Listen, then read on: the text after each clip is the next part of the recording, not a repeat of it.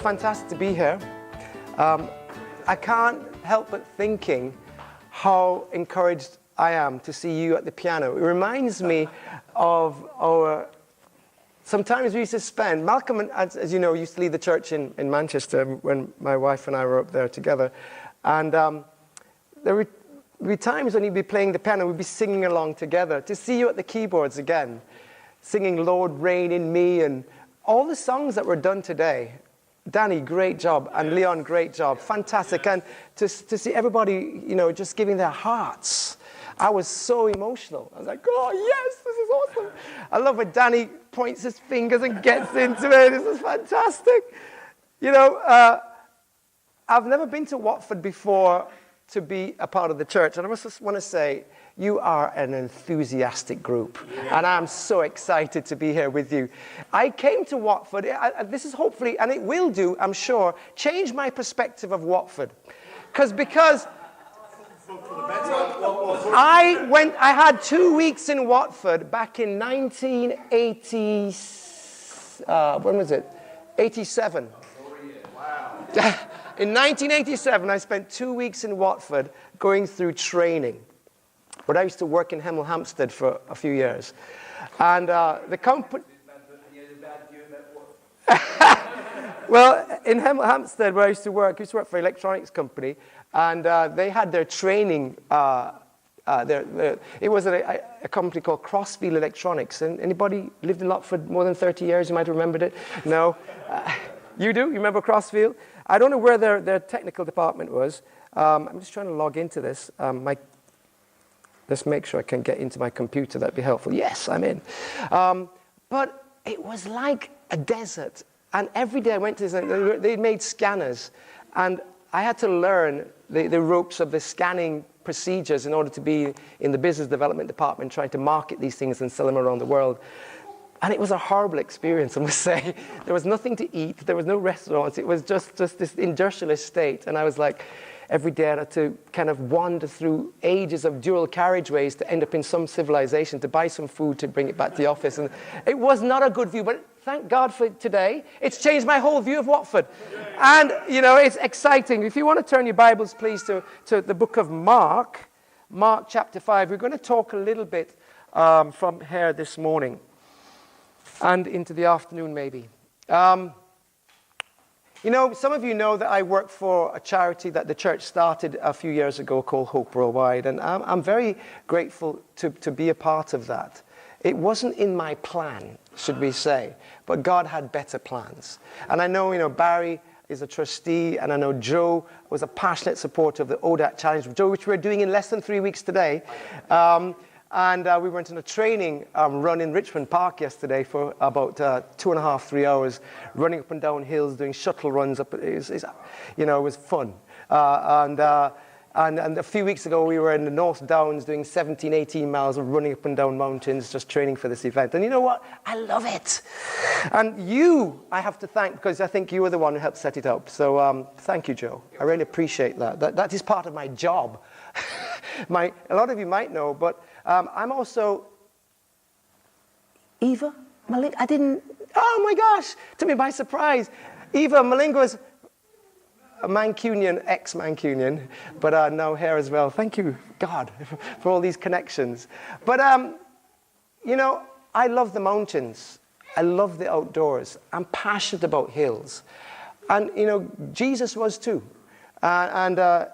What we're going to read today is, I think, not so much of Jesus' on the mountainside experience, but Jesus is everything.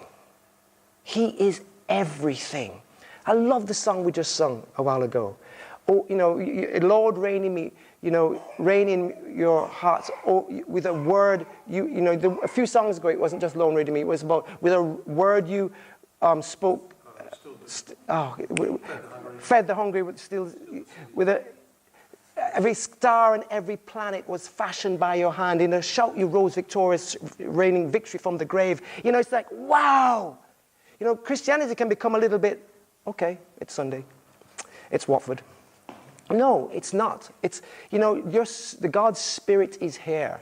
God's Spirit is powerful. God's Spirit reigns. He creates. He's powerful. He's victorious. And this passage we're going to read is about the passion, the power, the victory over anything that comes his way that Jesus once again demonstrates through the eyes of Mark, via Peter, no doubt. Pick it up in verse 1. They went across the lake to the region of the Gerasenes. When Jesus got out of the boat, a man with an evil spirit came from the tombs to meet him. The man lived in the tombs, and no one could bind him anymore, not even with a chain, for he had often been chained, hand and foot. But he tore the chains apart and broke the irons on his feet. No one was strong enough to subdue him. Night and day among the tombs and in the hills, he would cry out and cut himself with stones. What an awful picture. What a tragedy. What a shocking image of a human being.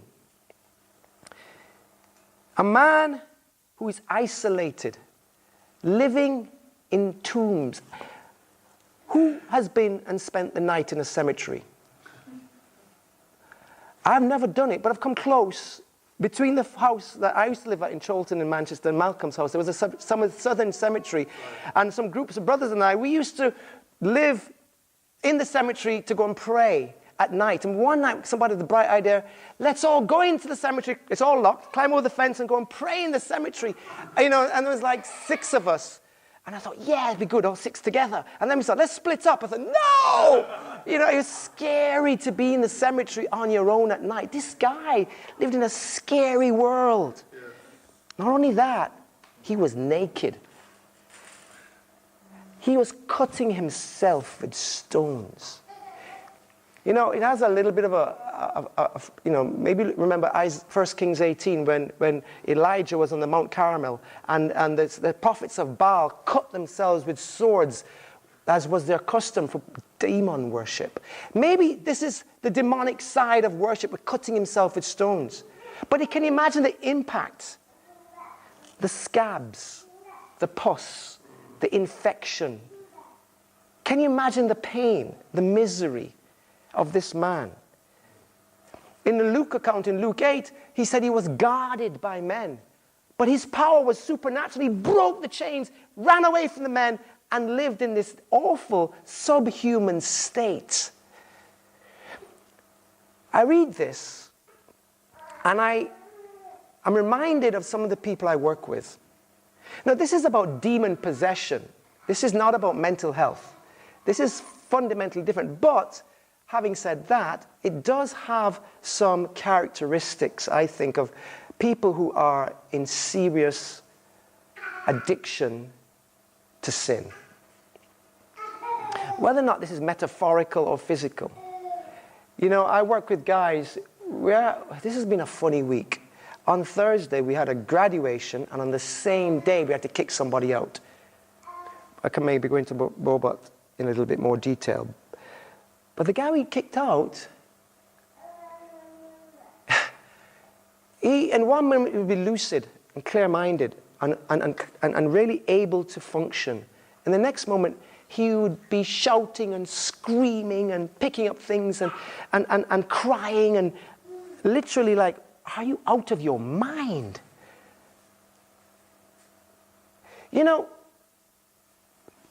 People are complex.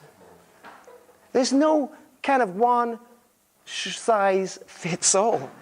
All of us are complex. All of us have issues. But some people's issues are a little bit more obvious than others. This man had huge issues in his life. I don't know how he got to be in demon possession, but we know he was in a place of torment. He was in a place of torment. Jesus, though, intervenes.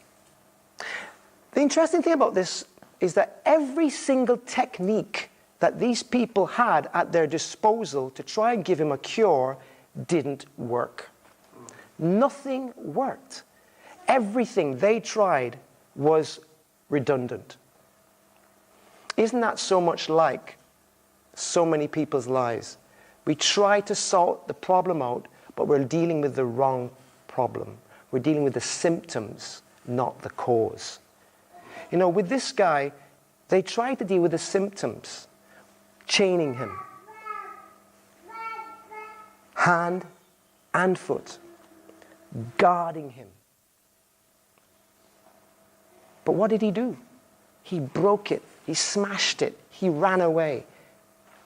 And if you read the Matthew account in Matthew 8, there was probably two men. Maybe there was a community. Mark and Luke talk about one because maybe he was more prominent, more the main character of the story. But you know, sometimes when people have abusive tendencies, they partner up with other people who have abusive tendencies. You know, this man was sick. How are we doing today? You know, are there things on the outside which other people are trying to manage? Or do you see other people and you look at the symptoms and you don't understand how to deal with the cause of the problem?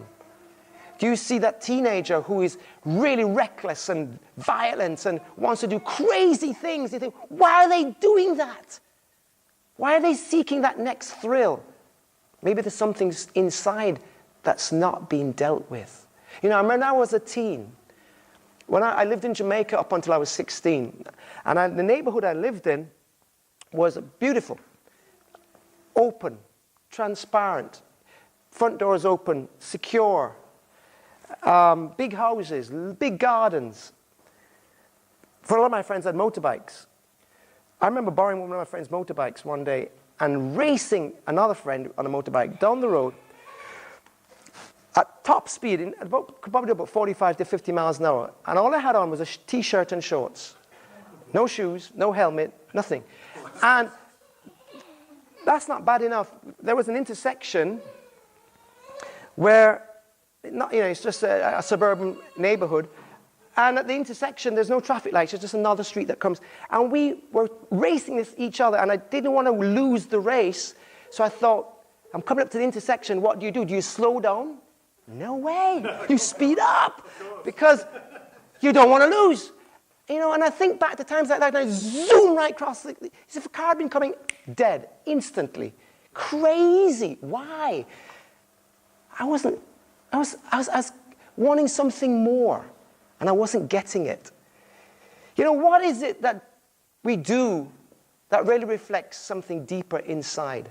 What are the things that we focus on to try and give us joy and satisfaction? For people at ODAT, there's lots of pain. This guy who I mentioned, his history is horrendous. Horrendous.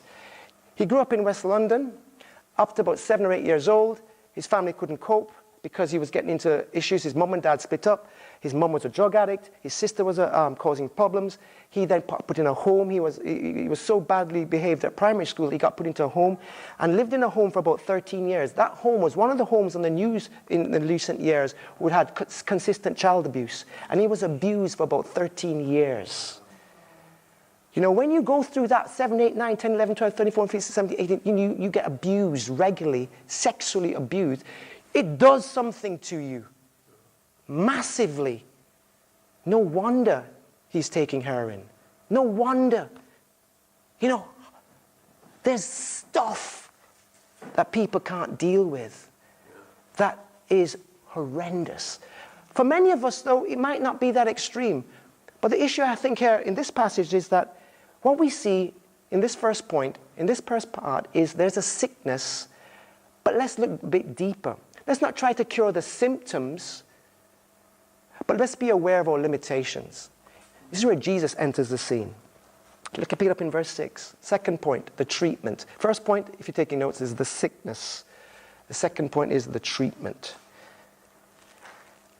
When he saw Jesus from a distance, he ran and fell on his knees in front of them. He shouted at the top of his voice, "What do you want with me, Jesus, Son of Most High God? Swear to God that you won't torture me." For Jesus said to him, "Come out of this man, you evil spirit." Then Jesus asked him, "What is your name?" My name is Legion, he replied, for we are many. And he begged Jesus again and again not to send them out of the area. A large herd of pigs was feeding on the nearby hillside. The demons begged Jesus, send us among the pigs, allow us to go into them. He gave them permission, and the evil spirits came out and went into the pigs. The herd, about 2,000 in number, rushed down the steep bank into the lake and were drowned. The treatment. So this man, full of demons, runs up to Jesus as he comes out of the boat. He falls on his knees in front of him, in homage, not in worship. And he addresses him as Jesus, Son of the Most High God. That phrase is used numerous times throughout the Old Testament by pagan people about the king of the God of Israel. Mentioned in Daniel, mentioned in several other places. This demon knew exactly who Jesus was. You know, in James chapter 2, it says, even the demons believe. Even the demons, they know exactly who Jesus is. They're not confused. Jesus has this interesting dialogue with this man, or with the demons. We don't even know who is in control. Is he speaking to the man, or is he speaking to the demons in the man? Then there's elements of both in the passage. What do you want with me, Jesus? What do you want with me? And then Jesus says, what's your name? And he says, Legion. You know, for that context, this was an occupied nation where the Roman Empire was completely in control. And he gives the name Legion because anyone there would have known what a Roman legion was. And it's 6,000 men. Why does he say that? To try to give us a sense of, it's a lot. It's a lot. A lot of damage. A lot of destruction. A lot of problems. There's no way human intervention can do anything about this. Jesus says to him, the demons begged Jesus again and again not to send them out of the area. Now, a lot of people speculate, why did Jesus allow this to happen? Why did Jesus negotiate with the demons? You know, frankly, we don't really know. But one thing we do know, he did allow it. And these pigs, 2,000 number, rushed down the slope and they die. What does it tell us? That Jesus has power to deal with demons. He has power. Power that we have no knowledge of. Power that's beyond the natural. Power that is supernatural. Power that is so effective that 2,000 beasts are killed as a result. And all these demons were in this one man. It shows us very graphically the level of destructive power in this one man. Jesus has the power to do that. No problem. Easy. Jesus is the treatment. You know, I sat down a few weeks ago with about 8 or 9 of the guys in our treatments. And these are all guys in recovery between a few days into the program through to 5 and 6 months into the program, or 4.5, 5 months into the program. And I said, look, guys, I don't often get with them. The therapy manager was away for the day on or was ill actually, and I stepped in and I said I'd do a group. So I said, tell me, what is it about this place, or what is it about ODAT that helps you to deal with your addiction? And we had a bit of a discussion, lasting about half an hour, actually more than that, about an hour. And out of that discussion, I learned some very interesting things. One point that they said was addiction, for 2 or 3 of the guys, was about accepting that he was powerless. But there was a God bigger than him who was powerful. And this guy's not a Christian. You know, in Alcoholics Anonymous, a lot of our program is based on the principles of the 12 steps in AA. But step number 1 in AA is we admitted we were powerless over alcohol, that our lives had become unmanageable. Step 2, came to believe that a power greater than ourselves could restore us to sanity. To sanity. A power greater than ourselves could restore us to sanity. Then, step 3, made a decision to turn our will and our lives over to the care of God as we understand him. Now, here you have 3 fundamental steps in the first 3 steps of AA, and these guys have all been through these 3 steps. They're not Christians. They don't profess to be Christians, but they are willing to take on board the principles of there being a God. This guy said to me, the guy who graduated on Thursday was in that group, and he said, you know what helped him? Now here's a guy who's 28 years old. From the age of about 17 and a bit, he'd been drinking uncontrollably, with the largest period of sobriety in the last 10 years was 10 days. Wow. 10 days. So he comes into our program, and he's like, I don't know how I'm going to do this. I have never been clean of alcohol for more. In fact, he said he got to 12 maybe once. But he was just, and every day with him is, I can't do this. And he's gritting his teeth, and he's anxious. 10 days. He graduated on Thursday, 7 months clean. One thing he said was, what is it? Every morning I get up and I pray to the God as I understand him. I can't do this, God. Help me. Help me. Help me. Supernatural power. You know, whether or not we believe in God or not, or whether or not we understand the God of the Bible, rather, there is a God. And these guys, even though they don't understand the scriptures, believe in a higher power. They've come to accept that they're powerless. This demon-possessed man was powerless to change. The society around him was powerless to change him. Jesus comes on the scene, and he's powerful. You know, in this guy's life, who graduated this week, he recognized that he was powerless, but that he called on a God that he doesn't even know that well, and he had received power. Another thing that they brought up in the group was the importance of peer-to-peer relationships, the importance of community.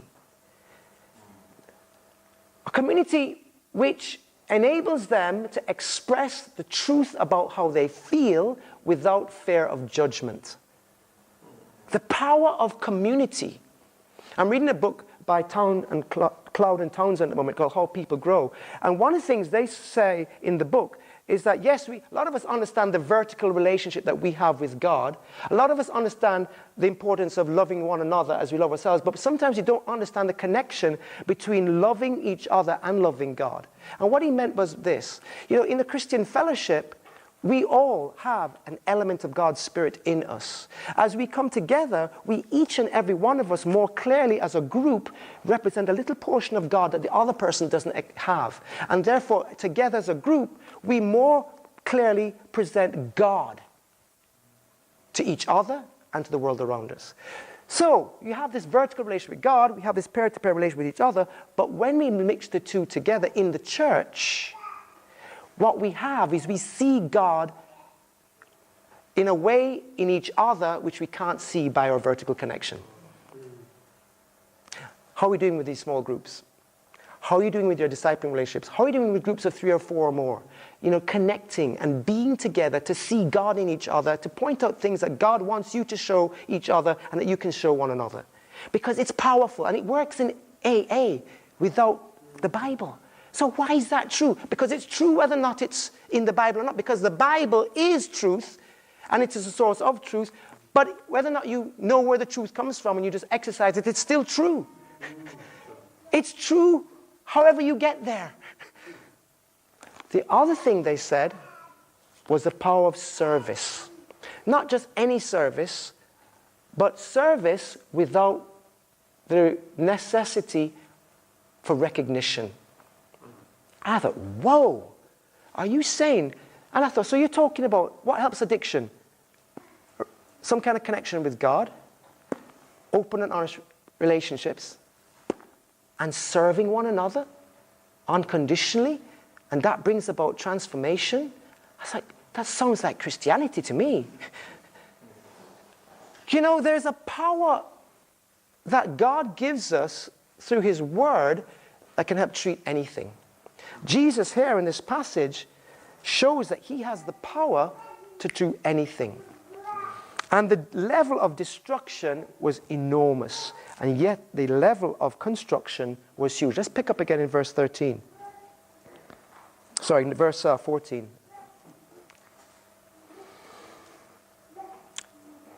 Those tending the pigs ran off and reported this in the town and countryside, and the people went out to see what had happened. When they came to Jesus, they saw the man who had been possessed by the legion of demons sitting there dressed and in his right mind, and they were afraid. Those who had seen it told the people what had happened to the demon-possessed man and told about the pigs as well. When the people began to plead with Jesus to leave their region. You know, these people begged Jesus, just as the demons begged Jesus. Jesus answers the demons, as you might want to say, prayer. Okay, go in the pigs. These people, they're begging Jesus, leave, get out. Can't handle it. What does this tell us? Can you imagine? Can you actually imagine that your livelihood is 2,000 pigs is a lot of pigs, right? It's a lot of pigs. There's a lot of bacon there. And, you know, this would have been the Gentile part of that area. This is a lot of people's livelihoods. This is Jesus didn't do this to put them out of business, but he did it for his own reason to show them, I think, that was the level of the problem. But also that he values human relationships with him and values a soul more than anything else. You know, it reminds you of Luke 9:25, where Jesus says, what good is it for a man to gain the whole world and yet lose or forfeit his very self? That means for Jesus, one soul is more important than all the money in the world, or even the whole world itself. So 2,000 pigs in comparison to the world is not even a reflection of the whole world. And yet, they were holding on to this value. And they were scared. They were absolutely scared. Their livelihoods are just being trashed. And yet, Jesus is there, allowing it. And this man is there, no longer naked, dressed, and in his right mind. You know, when you see transformation, it can be a very scary thing. When you see people go from, you know, in some situations, of dysfunctional relationships, the way in which people develop and cope with those dysfunctional relationships actually gives them a certain degree of security. I mean, these people had tried to contain the man. These people had put guards around him. Maybe they really did start out by caring for the man. And they thought, man, this guy's in our community. We're going to stop him because he's doing destructive things to himself and to others. And yet, there he was, we don't know how long for, in the tombs, cutting himself, all kinds of destruction. But they were living with that relationship. And there was a kind of a balance in the relationship. And when they see him dressed in his right mind, it's like, whoa! They weren't comfortable with the way in which relationship changed. You know, when I was becoming a Christian, my parents, well, I could go back a few years. My two brothers became Christians about 3 years before I did. And my mum and dad and I were the non-Christians in the family, looking at the crazy children and going, they'll just pass through it. It's just a phase. And then I came to London, I studied the Bible, and I was on that cusp of making a decision. And I went back up to Manchester, and I sat with my dad and said, I'm thinking of becoming a Christian. He was like, what? What? Are you joining the same bunch of crazy people that, Bran and Philip are? I said, Dad, it's not about joining those crazy people. It's about what the Bible teaches. But he was comfortable with my relationship with him, being a non-Christian. I was sleeping around. I was getting drunk. I was just pursuing selfish ambition. I was just a man of the world. Yet my parents are comfortable with that. Because my mum knew. I was in a church choir. And I used to go and spend the night with girls in the choir. and go to church next morning. My mum brought it up with me and said, why? My mum was more I love my mum. I really do love my mum. But she was more distressed, I think, about the fact of the choice of the girl I made. That's the impression I got. Maybe that was not what she was communicating. But what I got from it was, why are you hanging out with that girl? Rather than, why are you immoral? You know, we can have relationships which we're comfortable with dysfunction, sinfully, but when we make changes and get to be more aligned, as this man was dressed and in his right mind, it makes people around us scary. You know, are we afraid when people change and become committed to Christianity?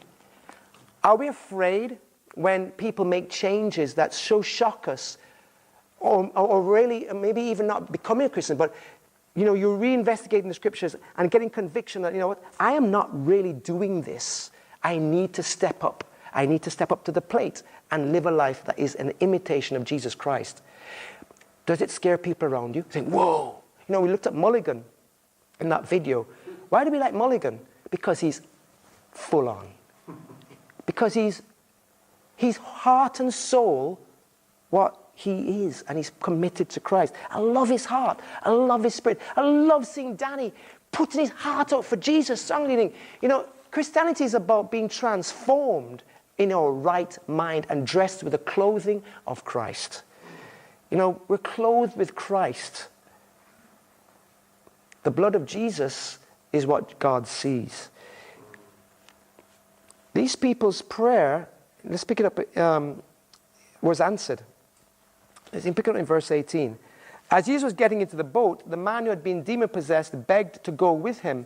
Jesus did not let him, but said, go home to your family and tell them how much the Lord has done for you and how he has had mercy on you. So the man went away and began to tell in the Decapolis how much Jesus had done for him. And all the people were amazed. You know, Jesus listens to the people when they say to him, please go. So what does he do? He answers their prayer. He answers their request. And he says, okay, you want me to go? I'm going. And he goes in the boat and he goes to leave. Meanwhile, the guy who is healed says, no, I want to stay with you. Can I come with you? Jesus says, no. You need to go home and tell your family what the Lord has done for you. You know, it's a very interesting thing. Jesus didn't answer his prayer. And yet Jesus answered the prayer of the people to leave.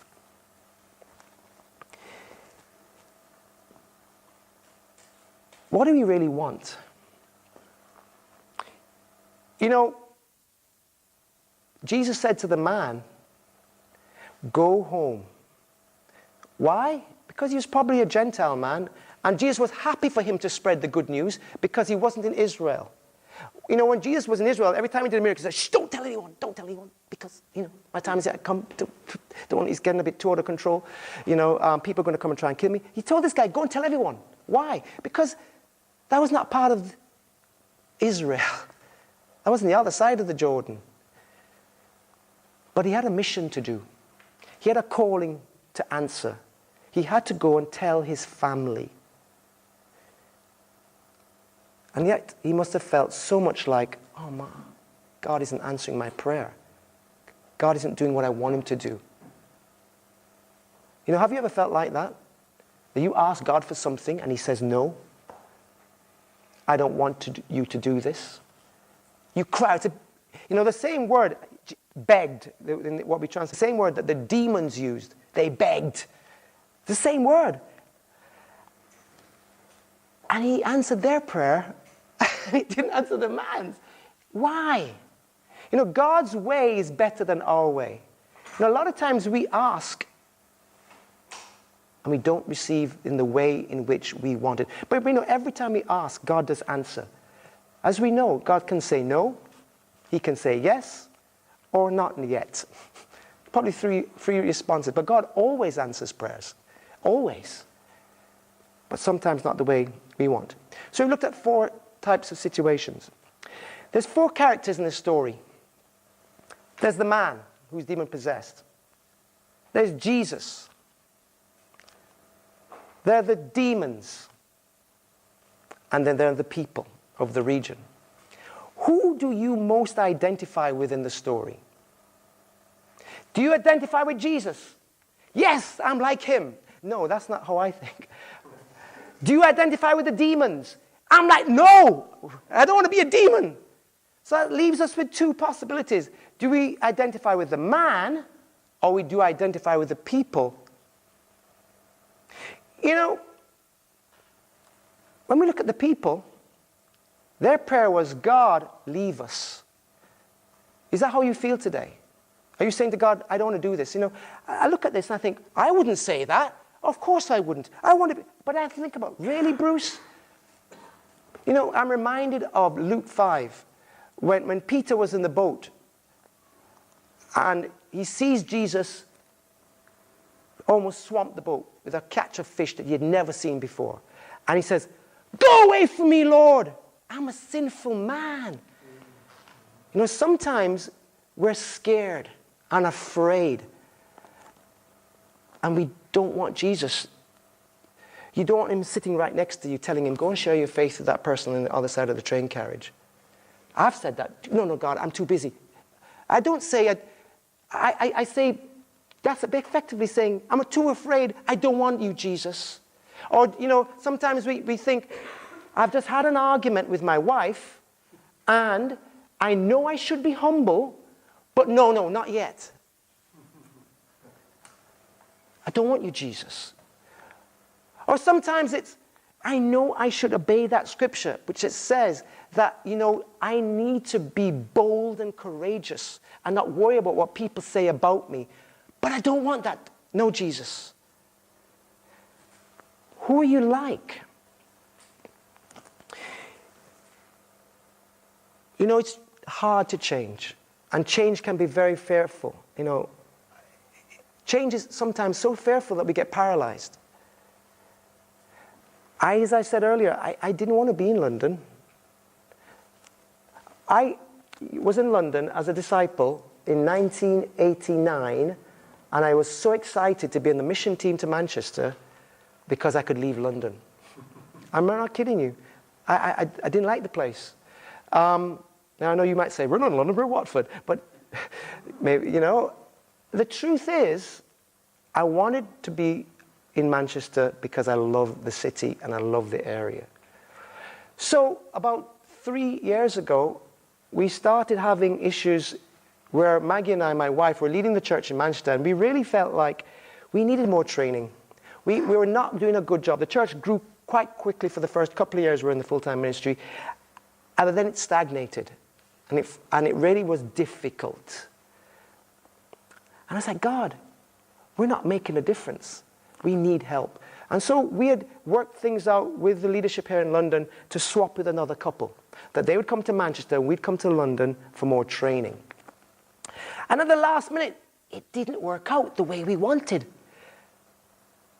And it meant that we were committed to coming to London, but there was no job. And I was like, what? This is not in the plan. And I remember as a couple, Maggie really needed to be here. And I felt that, no, we can work it out after 2 years of it not really happening. And I remember going out into the field behind my house and saying, God, what are you doing? Why am I in this position? I'm 55 years old, and you want me to leave Manchester to go to London? I don't have a job, I don't have a house, my children don't have schools, my wife doesn't have a job. This is not in the plan. And yet it became very clear more that we needed to do something different. So we thought, okay, you know what, we're committed to coming down here. So Maggie and I said, God, we have one day to find a place to live so that we can get an address, so we can apply to some schools, and so that we can get the kids into schools, because they're in year 9 and they had to do their options by January. This was October, and actually the 31st of October, Halloween. We came down to London, and we had 6 places to look at. 5 of them are absolutely incredibly expensive and like something out of, I don't know, the jungle. And one of them was a real house we could live in. And we said, but it was way above our price bracket. I said, great God, this guy's got to reduce his rent. I don't know how. I mean, he prayed about it, and we went after it, and the guy reduced his rent to what we could afford, and we got an address. So the next day, we were knocking on schools. No, we've got an address. Can we come to your school? And no. And we found a school. And then after that, I still don't have a job. I have to come to London. Maggie, and prayed, okay, God, I don't even know what I want to do. I'm going to leave Manchester. Bring me a job that I don't even have to apply for. Just bring it to me. I was like, what? And then, as we set off for London, she got a phone call from Paul Rowden and said, a job's come up to be the administrator. Do you want it? What does it involve? It involves spreadsheets and numbers. And Maggie can do numbers, but she's not really a numbers person. If that's what I prayed about, therefore I need to step up and do it. And God gave her a job before we'd even moved. I came down I was in London, and then I said, I don't even know what I want to do. I haven't got a living. How am I going to afford to pay the rent? How am I going to afford? And we have a house in Manchester we've just bought, which we have now to rent out. And God had to work out all that. Rent our house in Manchester, find a place in London in 4 weeks. And then I get offered a job at Hope Worldwide. Just enough money to pay the rent, just enough money and my kids come to school, and we prayed, God help us to move into schools where Christians are there. So where we find a house is right in the middle of a boys' school for my son and a girls' school for my girls. And what do you find? The girls' school has a Christian, Sophia Louis. She's there. My son goes to school where her twin brother, Jordan Louis, is. And oh my gosh, God answering prayer after prayer. Within 6 months, my daughter, Lily, got baptized on the 19th of July. Within 5 weeks after that, my daughter, Erica, got baptized on the 25th of July. And then 4 weeks ago, my son was baptized on the 30th of April. And I asked them, what helped you to become a Christian? And they say, unreservedly, we saw your faith. We saw your willingness to step out and be faithful, and we see what God has done with our lives. And I think, oh my goodness, if I hadn't made that step of faith, what would have happened to my family? You know, God is asking us to be like the man who was in demon possession. He's asking us to take a step of faith and go out on a mission field to be ambassadors for him about the good news that God has done in your life. To go back to your friends and families and communities and say, God is amazing. Let me tell you where my life was at. And let me tell you what it has become. You know, who are we today in the story? Are we a demon? No. Are we Jesus? No. Are we the people who are saying, go away from me? I hope no. But I hope we can become like that man who was possessed but became an ambassador for Jesus. Thank you.